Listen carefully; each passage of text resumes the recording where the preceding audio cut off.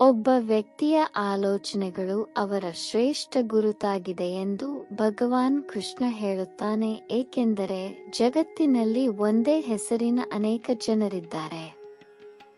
ನೀವು ಯಾರೊಂದಿಗಾದರೂ ಸ್ನೇಹ ಮಾಡಲು ಸಾಧ್ಯವಾಗದಿದ್ದರೆ ನೀವು ಅವರನ್ನು ಶತ್ರುವನ್ನಾಗಿ ಮಾಡಬಾರದು. ಸಂಬಂಧಗಳನ್ನು ಬೆಳೆಸಲು ಸಮಯ ತೆಗೆದುಕೊಳ್ಳಿ. ನೀವು ಅಂತಿಮವಾಗಿ ಸಮಯವನ್ನು ಹೊಂದಿರುವಾಗ ಸಂಬಂಧವು ಇನ್ನು ಮುಂದೆ ಅಸ್ತಿತ್ವದಲ್ಲಿಲ್ಲ ಎಂದು ಬಿಡಬೇಡಿ. ಇತರ ನೋವನ್ನು ಅರ್ಥ ಮಾಡಿಕೊಳ್ಳುವ ಮತ್ತು ಹೃದಯದಲ್ಲಿ ದಯೆ ಇರುವವರು ಮರುಹುಟ್ಟು ಪಡೆಯಬೇಕಾಗಿಲ್ಲ. ಜೀವನವು ಸಮಯವನ್ನು ಲೆಕ್ಕಿಸದೆ ಕುಟುಂಬದೊಂದಿಗೆ ಕಳೆಯಬೇಕು. ಸಂತೋಷವು ಗುಣಿಸುತ್ತದೆ ಮತ್ತು ದುಃಖವು ವಿಭಜನೆಯಾಗುತ್ತದೆ. ವ್ಯಕ್ತಿಯ ಜೀವನವು ಅವರ ಕ್ರಿಯೆಗಳಿಂದ ರೂಪುಗೊಳ್ಳುತ್ತದೆ. ಒಬ್ಬರ ಕರ್ಮಗಳಂತೆಯೇ ಅವರ ಜೀವನವು ಇರುತ್ತದೆ. ಇದು ಬ್ರಹ್ಮಾಂಡದ ನಿಯಮವಾಗಿದೆ. ನಾವು ಅಸ್ತಿತ್ವಕ್ಕೆ ರವಾನಿಸುವ ಆಲೋಚನೆಗಳ ಪ್ರಕಾರವು ಅಸ್ತಿತ್ವವು ನಮಗೆ ಮರಳಿ ಕಳುಹಿಸುವ ಶಕ್ತಿಯಾಗಿದೆ. ಆದ್ದರಿಂದ ನಮ್ಮ ಆಲೋಚನೆಗಳನ್ನು ಧನಾತ್ಮಕವಾಗಿರಿಸಿಕೊಳ್ಳುವುದು ಅತ್ಯಗತ್ಯ. ಆಗ ಮಾತ್ರ ಮಾರ್ಗವು ಸುಲಭ ಮತ್ತು ಸುಗಮವಾಗುತ್ತದೆ. ಬೇರೊಬ್ಬರಿಗಾಗಿ ಬದುಕಲು ಪ್ರಯತ್ನಿಸಬೇಡಿ ಅಥವಾ ಬೇರೆಯವರ ದೃಷ್ಟಿಯಲ್ಲಿ ಒಳ್ಳೆಯವರಾಗಲು ಪ್ರಯತ್ನಿಸಬೇಡಿ. ನಾವು ಈ ಜಗತ್ತಿಗೆ ಒಬ್ಬಂಟಿಯಾಗಿ ಬಂದಿದ್ದೇವೆ ಮತ್ತು ಅದನ್ನು ಬಿಟ್ಟು ಬಿಡುತ್ತೇವೆ. ನಾವು ವರ್ತಿಸುವಂತೆ ನಾವು ಸ್ವೀಕರಿಸುತ್ತೇವೆ. ಕಳೆದದ್ದನ್ನು ಮರೆತು ಬಿಡಿ. ನೀವು ಏನು ಮಾಡುತ್ತಿದ್ದೀರಿ ಎಂದು ನಂಬಿರಿ ಮತ್ತು ಏನಾಗಲಿದೆ ಎಂಬುದರ ಬಗ್ಗೆ ಚಿಂತಿಸಬೇಡಿ. ನಿಮ್ಮ ಕೆಲಸವು ಕಾರ್ಯನಿರ್ವಹಿಸುವುದು, ಪ್ರತಿಫಲ ನೀಡುವುದು ಅಥವಾ ಶಿಕ್ಷಿಸುವುದು ವಿಧಿಯ ಕೆಲಸ. ಒಳ್ಳೆಯ ಕಾರ್ಯಗಳು ಯಾವಾಗಲೂ ಉತ್ತಮ ಫಲಿತಾಂಶಗಳನ್ನು ನೀಡುತ್ತವೆ. ತನ್ನ ಕುಟುಂಬದೊಂದಿಗೆ ಅತಿಯಾಗಿ ಲಗತ್ತಿಸಿರುವವನು ಭಯ ಮತ್ತು ಆತಂಕವನ್ನು ಎದುರಿಸುತ್ತಾನೆ, ಏಕೆಂದರೆ ಬಾಂಧವ್ಯವು ಎಲ್ಲ ದುಃಖಗಳ ಮೂಲವಾಗಿದೆ. ಸಂತೋಷವಾಗಿರಲು ಬಾಂಧವ್ಯವನ್ನು ಬಿಡಬೇಕು. ನಮ್ಮ ಆಲೋಚನೆಗಳಲ್ಲಿ ನೆಲೆಸಿರುವವರು ಭೌತಿಕವಾಗಿ ದೂರವಿದ್ದರೂ ನಮಗೆ ಹತ್ತಿರವಾಗಿದ್ದಾರೆ. ಆದರೆ ನಮ್ಮ ಹೃದಯದಲ್ಲಿ ಇಲ್ಲದವನು ದೈಹಿಕವಾಗಿ ಹತ್ತಿರವಿದ್ದರೂ ದೂರ. ಯಾರ ಜ್ಞಾನವು ಪುಸ್ತಕಗಳಿಗೆ ಸೀಮಿತವಾಗಿದೆ ಮತ್ತು ಅವರ ಸಂಪತ್ತು ಇನ್ನೊಬ್ಬರ ಹಿಡಿತದಲ್ಲಿದ್ದು ಅಗತ್ಯವಿದ್ದಾಗ ಬಳಸಲಾಗುವುದಿಲ್ಲ, ಪರಮಾತ್ಮನನ್ನು ತಲುಪಲು ಬಯಸುವವರಿಗೆ ಮಾತು, ಮನಸ್ಸು ಮತ್ತು ಇಂದ್ರಿಯಗಳ ಶುದ್ಧತೆ ಮತ್ತು ಕರುಣಾಮಯ ಹೃದಯದ ಅಗತ್ಯವಿದೆ. ನಿಮ್ಮ ಕನಸುಗಳನ್ನು ಜನರಿಗೆ ಹೇಳಬೇಡಿ. ಅವುಗಳನ್ನು ಸಾಧಿಸುವ ಮೂಲಕ ಅವುಗಳನ್ನು ತೋರಿಸಿ, ಏಕೆಂದರೆ ಜನರು ಕೇಳುವ ಬದಲು ನೋಡಲು ಬಯಸುತ್ತಾರೆ. ಜನರು ಒಬ್ಬ ವ್ಯಕ್ತಿಯ ಯಶಸ್ಸನ್ನು ಮಾತ್ರ ನೋಡುತ್ತಾರೆ, ಅವರು ಅನುಭವಿಸಿದ ಕತ್ತಲೆಯಲ್ಲ. ನಿಮ್ಮ ಕನಸುಗಳು ನನಸಾಗದಿದ್ದರೆ ನಿಮ್ಮ ಮಾರ್ಗವನ್ನು ಬದಲಿಸಿ. ನಿಮ್ಮ ತತ್ವಗಳಲ್ಲ. ಮರಗಳು ಯಾವಾಗಲೂ ತಮ್ಮ ಎಲೆಗಳನ್ನು ಬದಲಾಯಿಸುತ್ತವೆ, ಅವುಗಳ ಬೇರುಗಳನ್ನು ಅಲ್ಲ. ಮಂಜಿನಿಂದ ಕಲಿಯಲು ಏನಾದರೂ ಇದೆ. ನೀವು ಜೀವನದಲ್ಲಿ ಮುಂದಿನ ಹಾದಿಯನ್ನು ನೋಡಲು ಸಾಧ್ಯವಾಗದಿದ್ದಾಗ ತುಂಬಾ ದೂರ ನೋಡಲು ಪ್ರಯತ್ನಿಸುವುದರಲ್ಲಿ ಯಾವುದೇ ಪ್ರಯೋಜನವಿಲ್ಲ. ಒಂದು ಸಮಯದಲ್ಲಿ ಒಂದು ಹೆಜ್ಜೆ ಇರಿಸಿ ಮತ್ತು ಮಾರ್ಗವು ಸ್ವತಃ ಬಹಿರಂಗಗೊಳ್ಳುತ್ತದೆ. ದೀಪದ ಜೀವನವು ಪೂಜ್ಯವಾದುದು. ಅದು ಉರಿಯುವುದರಿಂದ ಅಲ್ಲ, ಆದರೆ ಅದು ಇತರರಿಗಾಗಿ ಉರಿಯುತ್ತದೆ, ಇತರರಿಂದ ಅಲ್ಲ. ನೀವು ಏನಾದರೂ ಆಗಲು ಬಯಸಿದರೆ ಇತರ ಹಾದಿಯನ್ನು ತಡೆಯುವ ಕಲ್ಲಿನಂತೆ ಅಲ್ಲ, ತನ್ನದೇ ಆದ ಮಾರ್ಗವನ್ನು ಕೆತ್ತಿಸುವ ನೀರಿನಂತೆ ಇರಿ.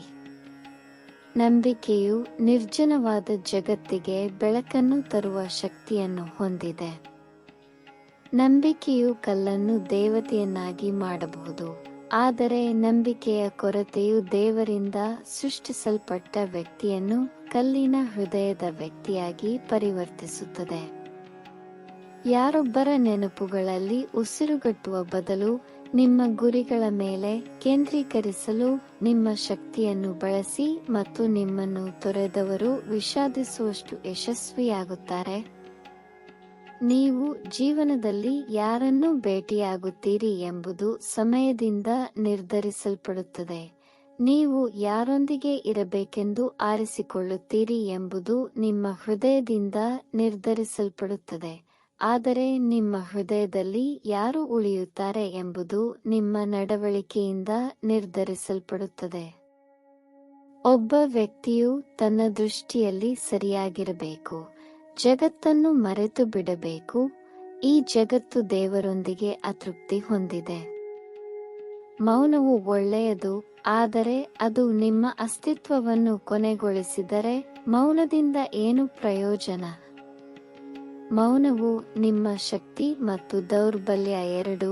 ಯಾವಾಗ ಮೌನವಾಗಿರಬೇಕು ಮತ್ತು ಯಾವಾಗ ಮಾಡಬಾರದು ಎಂದು ನೀವು ತಿಳಿದಿರಬೇಕು. ಕಾಲ ಮತ್ತು ಅಗತ್ಯ ಬದಲಾದಂತೆ ಜನರ ನಿಜವಾದ ಮುಖ ಬಯಲಾಗುತ್ತದೆ. ನಾನು ಒಬ್ಬ ಹಿರಿಯ ವ್ಯಕ್ತಿಯನ್ನು ಕೇಳಿದೆ, ಇಂದಿನ ಕಾಲದಲ್ಲಿ ಯಾರು ನಿಜವಾಗಿಯೂ ಗೌರವಿಸಲ್ಪಡುತ್ತಾರೆ? ಹಿರಿಯರು ಉತ್ತರಿಸಿದರು, ಗೌರವವು ಒಬ್ಬ ವ್ಯಕ್ತಿಗೆ ಅಲ್ಲ, ಆದರೆ ಅಗತ್ಯಕ್ಕಾಗಿ. ಅಗತ್ಯವು ಕೊನೆಗೊಂಡಾಗ ಗೌರವವು ಕೊನೆಗೊಳ್ಳುತ್ತದೆ. ವೇಗವಾಗಿ ನಡೆಯುವವನು ಒಬ್ಬಂಟಿಯಾಗಿ ನಡೆಯುತ್ತಾನೆ, ಆದರೆ ಎಲ್ಲರನ್ನೂ ಕರೆದುಕೊಂಡು ಹೋಗುವವನು ಹೆಚ್ಚು ದೂರ ಹೋಗುತ್ತಾನೆ. ಸಂದರ್ಭಗಳು ಪ್ರತಿಕೂಲವಾದಾಗ ಅದು ಸಹಾಯ ಮಾಡುವ ಪ್ರಭಾವ ಮತ್ತು ಸಂಪತ್ತು ಅಲ್ಲ, ಆದರೆ ಇತ್ಯರ್ಥ ಮತ್ತು ಸಂಬಂಧಗಳು. ಜೀವನದಲ್ಲಿ ಸರಿಯಾದ ವ್ಯಕ್ತಿಗಳನ್ನು ಹುಡುಕಬೇಡಿ, ನೀವೇ ಸರಿಯಾದ ವ್ಯಕ್ತಿಯಾಗಿರಿ. ನಿಮಗೆ ಗೊತ್ತಿಲ್ಲ, ನೀವು ಭೇಟಿಯಾಗುವುದು ಬೇರೊಬ್ಬರ ಹುಡುಕಾಟವನ್ನು ಪೂರೈಸಬಹುದು. ಎಲ್ಲರೊಂದಿಗೂ ಸಂಬಂಧವನ್ನು ಹೊಂದಿರುವುದು ಅನಿವಾರ್ಯವಲ್ಲ, ಆದರೆ ನೀವು ಹೊಂದಿರುವ ಸಂಬಂಧಗಳನ್ನು ಕಾಪಾಡಿಕೊಳ್ಳುವುದು ಮತ್ತು ಪೋಷಿಸುವುದು ಮುಖ್ಯವಾಗಿದೆ. ಸೂರ್ಯನ ಮೊದಲ ಕಿರಣಗಳಿಂದ ಕತ್ತಲೆಯು ಹೇಗೆ ದೂರವಾಗುತ್ತದೆಯೋ ಹಾಗೆಯೇ ಜ್ಞಾನದ ಬೆಳಕಿನಿಂದ ಅಜ್ಞಾನವೂ ಹೋಗುತ್ತದೆ. ಹಣ ಸಂಪಾದಿಸುವುದು ಹೇಗೆ ಕಷ್ಟವೋ ಅದೇ ರೀತಿ ಸಂಬಂಧಗಳನ್ನು ಸಂಪಾದಿಸುವುದು. ನೀವು ಎರಡನ್ನೂ ಗಳಿಸಿದ್ದರೆ ಅವುಗಳನ್ನು ಉಳಿಸಿಕೊಳ್ಳುವುದು ಇನ್ನೂ ಕಷ್ಟ. ಜೀವನದಲ್ಲಿ ಯಾವಾಗಲೂ ಸತ್ಯದ ಹಾದಿಯಲ್ಲಿ ನಡೆಯಿರಿ ಮತ್ತು ಸಮಯವು ನಿಮ್ಮೊಂದಿಗೆ ನಡೆಯಲು ಪ್ರಾರಂಭಿಸುತ್ತದೆ ಎಂದು ನಂಬಿರಿ. ಇಂದಿನ ಕಾಲದಲ್ಲಿ ನಿಮ್ಮ ದೌರ್ಬಲ್ಯಗಳನ್ನು ಯಾರಿಗೂ ತಿಳಿಸಬೇಡಿ, ಏಕೆಂದರೆ ಜನರು ದುರ್ಬಲವಾದ ಗೋಡೆಯನ್ನು ಒದೆಯುವುದನ್ನು ಆನಂದಿಸುತ್ತಾರೆ. ಜೀವನದಲ್ಲಿ ಯಶಸ್ವಿಯಾಗಲು ಪ್ರಯಾಣದ ಹೊಡೆತಗಳಿಗೆ ಹೆದರಬೇಡಿ. ರಸ್ತೆಯ ಧೂಳನ್ನು ಹಬ್ಬದ ಪುಡಿ ಎಂದು ಪರಿಗಣಿಸಿ ಮತ್ತು ಹೆಮ್ಮೆಯಿಂದ ಹಾದುಹೋಗಿರಿ.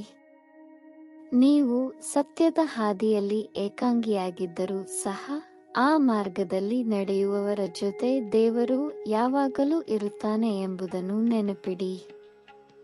ನೀವು ಜೀವನದಲ್ಲಿ ಎಷ್ಟು ಸಂಪಾದಿಸಿದ್ದೀರಿ ಅಥವಾ ನಿಮ್ಮ ಸಂಪತ್ತು ನಿಮ್ಮ ಅಂತ್ಯಕ್ರಿಯೆಯಲ್ಲಿ ಭಾಗವಹಿಸುವ ಜನಸಮೂಹ ಅದನ್ನು ತೋರಿಸುವವರೆಗೆ ನಿಮ್ಮ ಅಂತಿಮ ಪ್ರಯಾಣದವರೆಗೆ ತಿಳಿದಿಲ್ಲ. ನಿಮಗೆ ಬೇಕಾದುದನ್ನು ಪಡೆಯುವುದು ಕಾಕತಾಳೀಯವಾಗಬಹುದು, ಆದರೆ ನಿಮ್ಮಲ್ಲಿರುವುದನ್ನು ಬಯಸುವುದು ತೃಪ್ತಿ. ನಿಜವಾಗಿಯೂ ನಿನ್ನವನಾದವನು ಅರ್ಥ ಮಾಡಿಕೊಳ್ಳುವನು, ಬಿಡುವವನು ಎಂದಿಗೂ ನಿನ್ನವನಲ್ಲ. ಕಣ್ಣುಗಳು ನಮಗೆ ನೋಡುವ ಶಕ್ತಿಯನ್ನು ನೀಡುತ್ತವೆ, ಆದರೆ ಜನರ ಮೂಲಕ ನಿಜವಾಗಿಯೂ ನೋಡಲು ವರ್ಷಗಳ ಅನುಭವವನ್ನು ತೆಗೆದುಕೊಳ್ಳುತ್ತದೆ. ಪ್ರಾರ್ಥನೆಗಳು ಎಂದಿಗೂ ಉತ್ತರಿಸುವುದಿಲ್ಲ ಮತ್ತು ಶಾಪಗಳು ಎಂದಿಗೂ ಅನುಸರಿಸುವುದನ್ನು ನಿಲ್ಲಿಸುವುದಿಲ್ಲ. ಆದ್ದರಿಂದ ನೀವು ಬಿತ್ತುವುದನ್ನು ನೀವು ಕೊಯ್ಯುತ್ತೀರಿ. ಸತ್ಯ ಹೇಳುವವರ ಮಾತುಗಳು ತೀಕ್ಷ್ಣ ಮತ್ತು ಕಹಿಯಾಗಿರಬಹುದು, ಆದರೆ ನೀವು ಅವರಿಗೆ ಎಂದಿಗೂ ಭಯಪಡಬಾರದು. ಒಳ್ಳೆಯ ವ್ಯಕ್ತಿ ಯಾವಾಗಲೂ ಅವರ ಮಾತು ಮತ್ತು ಕಾರ್ಯಗಳಿಂದ ಗುರುತಿಸಲ್ಪಡುತ್ತಾನೆ. ಇಲ್ಲದಿದ್ದರೆ ಒಳ್ಳೆಯ ಮಾತುಗಳನ್ನು ಸಾಮಾನ್ಯವಾಗಿ ಪೋಸ್ಟರ್ಗಳಲ್ಲಿ ಬರೆಯಲಾಗುತ್ತದೆ. ಕಷ್ಟದ ಸಮಯದಲ್ಲಿ ಸಹಾಯವನ್ನು ಹುಡುಕುವಾಗ ಬುದ್ಧಿವಂತಿಕೆಯಿಂದ ಹಾಗೆ ಮಾಡಿ, ಏಕೆಂದರೆ ತೊಂದರೆಗಳು ತಾತ್ಕಾಲಿಕವಾಗಿರುತ್ತವೆ, ಆದರೆ ಬಾಧ್ಯತೆಯ ಅರ್ಥವು ಜೀವಿತಾವಧಿಯಲ್ಲಿ ಇರುತ್ತದೆ. ಜೀವನವನ್ನು ಆನಂದಿಸಲು ಕಲಿಯಿರಿ, ಇಲ್ಲದಿದ್ದರೆ ನಿಮ್ಮ ವೆಚ್ಚದಲ್ಲಿ ಜೀವನವು ಆನಂದಿಸಲು ಪ್ರಾರಂಭಿಸುತ್ತದೆ. ವಿಶ್ವದ ಅತ್ಯುತ್ತಮ ಪುಸ್ತಕವು ನೀವೇ. ನಿಮ್ಮನ್ನು ನೀವು ಅರ್ಥ ಮಾಡಿಕೊಂಡರೆ ನಿಮ್ಮ ಎಲ್ಲ ಸಮಸ್ಯೆಗಳಿಗೆ ನೀವು ಪರಿಹಾರವನ್ನು ಕಂಡುಕೊಳ್ಳುತ್ತೀರಿ. ಅವರ ಹೃದಯವು ಅವರ ಮುಖಕ್ಕಿಂತ ಹೆಚ್ಚು ಸುಂದರವಾಗಿರುವ ಜನರಿಗೆ ಯಾವಾಗಲೂ ಆದ್ಯತೆ ನೀಡಿ. ಯಾರ ಬರುವಿಕೆ ಅಥವಾ ಹೋಗುವಿಕೆಗಾಗಿ ಜೀವನವು ನಿಲ್ಲುವುದಿಲ್ಲ, ಜೀವನ ವಿಧಾನ ಮಾತ್ರ ಬದಲಾಗುತ್ತದೆ. ನೀವು ಯಾರೊಬ್ಬರ ಸಹಾಯವನ್ನು ಅವಲಂಬಿಸಬೇಕೆಂದು ನಿಮ್ಮನ್ನು ತುಂಬಾ ದುರ್ಬಲಗೊಳಿಸಬೇಡಿ. ಮರಣದ ಕ್ಷಣದಲ್ಲಿ ನನ್ನನ್ನು ಸ್ಮರಿಸುವವರು ನನ್ನ ಆಶ್ರಯವನ್ನು ಪಡೆಯುತ್ತಾರೆ.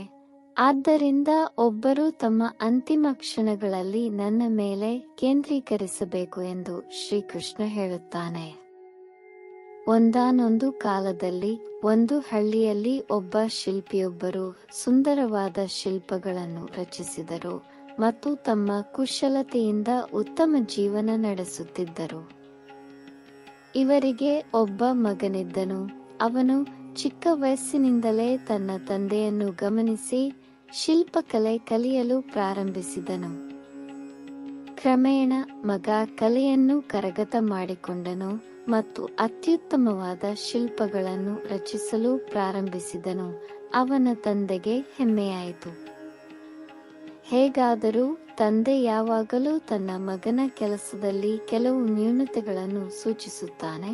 ನೀವು ಚೆನ್ನಾಗಿ ಮಾಡಿದ್ದೀರಿ ಮಗ, ಆದರೆ ಮುಂದಿನ ಬಾರಿ ಈ ನ್ಯೂನತೆಯನ್ನು ಸರಿಪಡಿಸಲು ಪ್ರಯತ್ನಿಸಿ. ಮಗ ಎಂದಿಗೂ ದೂರು ನೀಡಲಿಲ್ಲ ಮತ್ತು ತನ್ನ ತಂದೆಯ ಸಲಹೆಯ ಆಧಾರದ ಮೇಲೆ ತನ್ನ ಶಿಲ್ಪಗಳನ್ನು ಸುಧಾರಿಸುತ್ತಲೇ ಇದ್ದನು. ಈ ನಿರಂತರ ಸುಧಾರಣೆಯ ಪರಿಣಾಮವಾಗಿ ಮಗನ ಶಿಲ್ಪಗಳು ಅವನ ತಂದೆಗಿಂತ ಉತ್ತಮವಾದವು ಮತ್ತು ಜನರು ಅವನ ಕೆಲಸಕ್ಕೆ ಹೆಚ್ಚಿನ ಬೆಲೆಯನ್ನು ಪಾವತಿಸಲು ಪ್ರಾರಂಭಿಸಿದರು. ಆದರೆ ಅವನ ತಂದೆಯ ಶಿಲ್ಪಗಳು ತಮ್ಮ ಹಳೆಯ ಬೆಲೆಗೆ ಮಾರಾಟವಾಗುವುದನ್ನು ಮುಂದುವರೆಸಿದವು. ತಂದೆ ಇನ್ನೂ ಮಗನ ಶಿಲ್ಪಗಳಲ್ಲಿನ ದೋಷಗಳನ್ನು ತೋರಿಸಿದರು, ಆದರೆ ಈಗ ಮಗ ಅದನ್ನು ಇಷ್ಟಪಡುವುದಿಲ್ಲ. ಅವರು ಇಷ್ಟವಿಲ್ಲದೆ ಟೀಕೆಗಳನ್ನು ಸ್ವೀಕರಿಸಿದರು. ಅವರು ಇನ್ನೂ ತಮ್ಮ ಕೆಲಸವನ್ನು ಸುಧಾರಿಸಿದರು. ಒಂದು ದಿನ ಮಗ ತಾಳ್ಮೆ ಕಳೆದುಕೊಂಡ. ಅವನ ತಂದೆ ದೋಷಗಳನ್ನು ತೋರಿಸಿದಾಗ ಮಗ ಮರುಗಿದನು. ನೀನು ದೊಡ್ಡ ಶಿಲ್ಪಿಯಂತೆ ಮಾತನಾಡುತ್ತೀಯ. ನಿನಗೆ ಇಷ್ಟು ಒಳ್ಳೆಯ ತಿಳುವಳಿಕೆ ಇದ್ದರೆ ನಿಮ್ಮ ಶಿಲ್ಪಗಳು ಇಷ್ಟು ಕಡಿಮೆ ಬೆಲೆಗೆ ಮಾರಾಟವಾಗುವುದಿಲ್ಲ. ನನಗೆ ಬೇಕಾಗಿಲ್ಲ ನಿಮ್ಮ ಸಲಹೆ. ಇನ್ನು ಮುಂದೆ ನನ್ನ ಶಿಲ್ಪಗಳು ಪರಿಪೂರ್ಣವಾಗಿವೆ. ಇದನ್ನು ಕೇಳಿದ ತಂದೆ ಸಲಹೆ ನೀಡುವುದನ್ನು ನಿಲ್ಲಿಸಿ ಮಗನ ಕೆಲಸವನ್ನು ಟೀಕಿಸಿದರು. ಕೆಲವು ತಿಂಗಳುಗಳವರೆಗೆ ಮಗನು ಸಂತೋಷದಿಂದ ಇದ್ದನು. ಆದರೆ ನಂತರ ಜನರು ತಮ್ಮ ಶಿಲ್ಪಗಳನ್ನು ಮೊದಲಿನಂತೆ ಹೊಗಳುತ್ತಿಲ್ಲವೆಂದು ಅವರು ಗಮನಿಸಿದರು ಮತ್ತು ಅವರ ಶಿಲ್ಪಗಳ ಬೆಲೆಗಳು ಹೆಚ್ಚಾಗುವುದನ್ನು ನಿಲ್ಲಿಸಿದವು. ಮಾರಾಟವು ಕುಸಿಯಲಾರಂಭಿಸಿತು.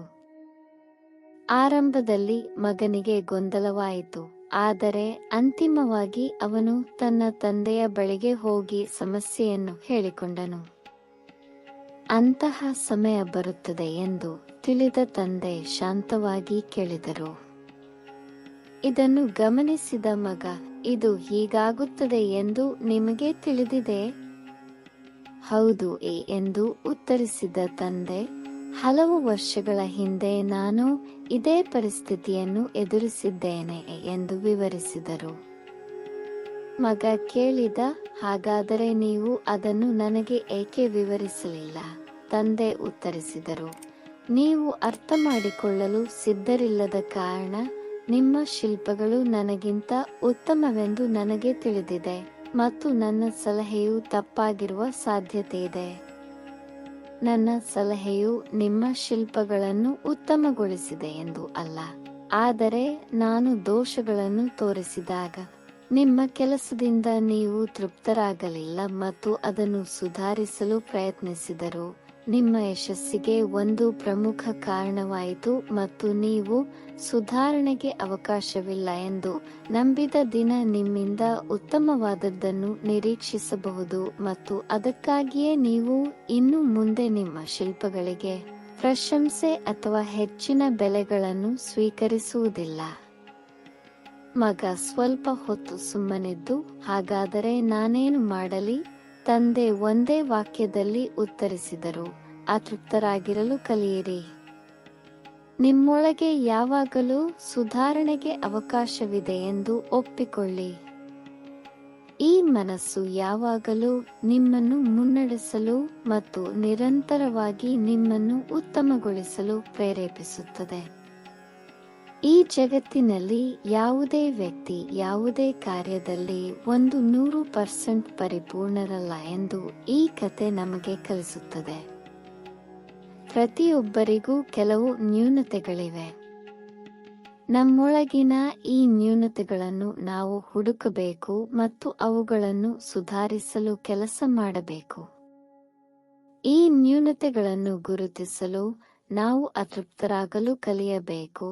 ಆಗ ಮಾತ್ರ ನಾವು ಜೀವನದಲ್ಲಿ ಪ್ರಗತಿ ಹೊಂದಬಹುದು. ವಿಡಿಯೋವನ್ನು ಇಷ್ಟಪಟ್ಟರೆ ಇದನ್ನು ಲೈಕ್ ಮಾಡಿ ಮತ್ತು ಶೇರ್ ಮಾಡಿ. ಇಂತಹ ಹೆಚ್ಚಿನ ವಿಡಿಯೋಗಳಿಗಾಗಿ ನಮ್ಮ ಚಾನೆಲ್ಗೆ ಸಬ್ಸ್ಕ್ರೈಬ್ ಆಗಿ.